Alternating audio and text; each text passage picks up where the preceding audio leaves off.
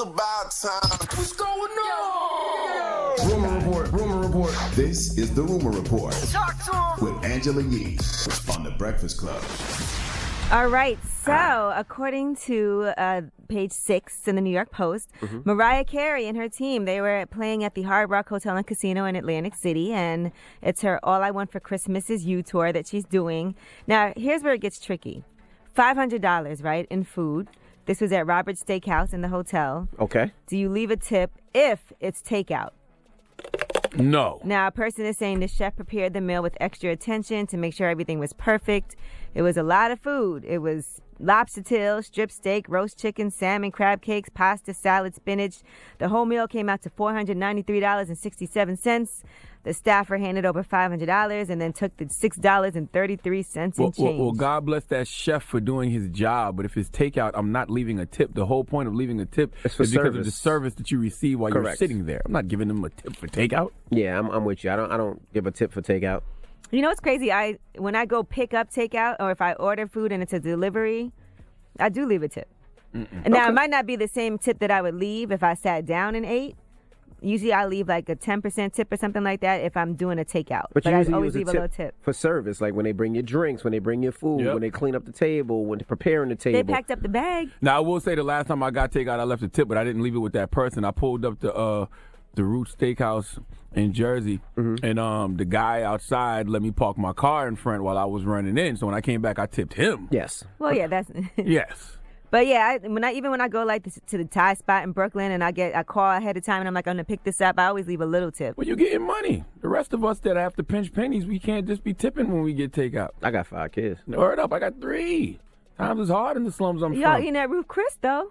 Who ate that Ruth's Chris? I think you He pulled said up to Roots. Ruth. I said Ruth's I Steakhouse. thought you said Ruth Chris. No, Ruth's Chris. Roots Steakhouse is better than Ruth Chris. It is not. Okay. Yes, it is. Well, if you can afford to eat there, you surely it can is. afford to leave a couple dollars. That's all I had. Okay. That's all All right. I had. I had to buy for $5. All right, now Lil Yachty is talking about this Rolling Loud fight. Now, people saw this video, and you can see that there's some type of brawl that happened. People say on the video, Yachty's the one who actually threw the first blow. Well, now Lil Yachty is speaking on what happened. Here's what he said on his Instagram. Clearly, it's only showing one half of the altercation. Basically, last night as I was leaving out the festival, a guy walked in the middle of my group of people and pushed me, screaming and all type of stuff, you know what I'm saying? Like, being very disrespectful. And so we said, you need to say excuse me. And he's like, that, you know, he's just being blatantly disrespectful in my face and causing a scene. After that, it doesn't show any of that. And I don't really appreciate that. I think that's kind of corny. Then, you know, it looks like we're just picking a fight. I'm not a problematic person. I don't just pick fights with people. Well, the problem is the footage only shows them beating at the young man. I tell you what, all the videos I saw from Rolling Loud don't make me feel like I'm missing nothing. Between Whack 100 and Lil Yachty, I am happy to be in my house having my little red cup kickbacks, minding my goddamn business. Yeah, These people are wilding. You can't even say it's just the young ones because Whack out there wilding, Yachty out there wilding. They just wilding. I'm happy to be home. All right, now let's discuss love and hip hop. Joe Budden is clearly the one that is most talked about on Love and Hip Hop right now because ahead of the Love and Hip Hop New York premiere, the 2-hour premiere, they went through old footage, and since Santana actually got very emotional while watching footage of Joe Budden proposing to her. It's so hard. I really wanted my family. Well, it's always emotional when you think about time and how it just goes by. And it's been a year since this. I'm sad and disappointed, and it's hard when you really want things to work and they're not working, I guess, on your time. I mean, at the end of the day, that's the father of my son, and family is super important to me. You know, it's different now, but I have faith in the man upstairs. Why is Joe Budden doing Love and Hip Hop? Well, I'm not done with Joe Budden right now because then Tahiri also responded, and she was saying that the editing was off on Love and Hip Hop because of this. My answer was, I don't know. What does that mean? Well, they were asking her if she would get back together with him. This is what the clip sounded like.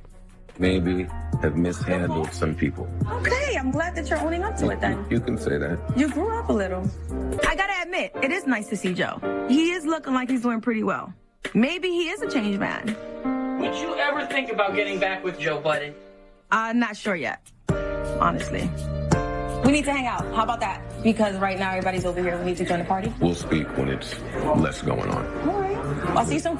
She said editing is a bitch. Okay. That was never my answer, but I guess that's what the world wants to see. Somebody answer the question for me. Why is Joe Budden doing Love and Hip Hop? You asked that 3 times. Does he need the money? No. Does he want more fame?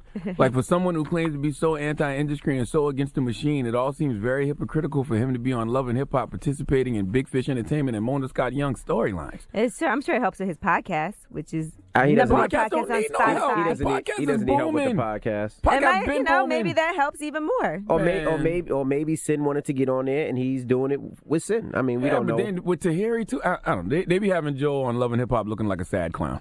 Like, it just seems like a step backwards for someone who's positioning themselves to be a multimedia mogul. But there's a lot of people on Love and Hip Hop this season too. I mean, I'm Jim talking about Jones is Joe. on there, and I'm talking about Joe Budden specifically. Mm-hmm. That's what I want to know. Him. You speak to him all the time. That is true. Yeah, tweet him and ask him. Tweet him and ask him right now. We're actually working together next week. I'll ask him next week. Yeah, there you go. I'd rather do it on camera. All right. Well, that is your rumor report. I'm Angela Yee.